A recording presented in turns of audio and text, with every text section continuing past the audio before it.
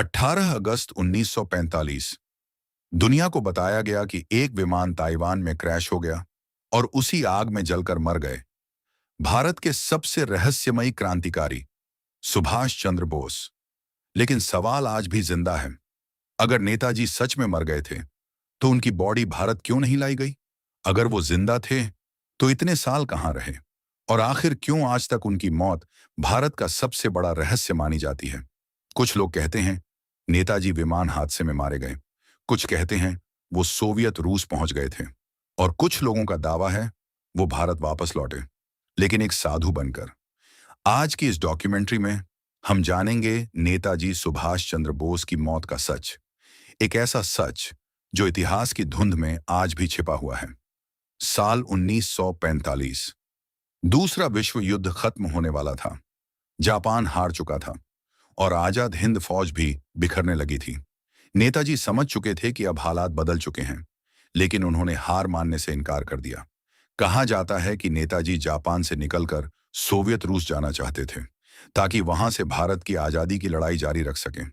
17 अगस्त 1945 को नेताजी ने सिंगापुर छोड़ा। उनके साथ थे कुछ जापानी अधिकारी और उनके करीबी साथी हबीबुर रहमान।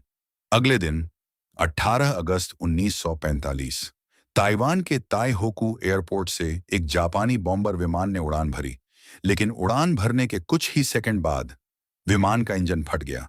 विमान जमीन पर गिरा और आग की लपटों में घिर गया।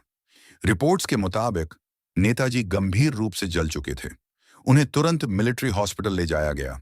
डॉक्टरों ने उन्हें बचाने की कोशिश की, लेकिन शाम तक उनकी मौत हो गई।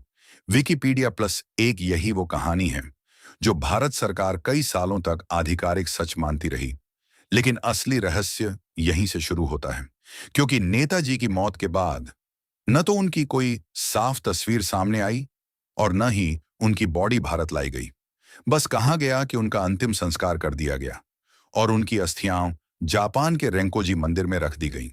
धीरे धीरे लोगों को शक होने लगा, क्या सच में नेताजी की मौत हुई थी या फिर ये पूरी कहानी एक प्लान थी? 1956 में भारत सरकार ने एक जांच कमेटी बनाई जिसका नाम था शाहनवाज कमेटी।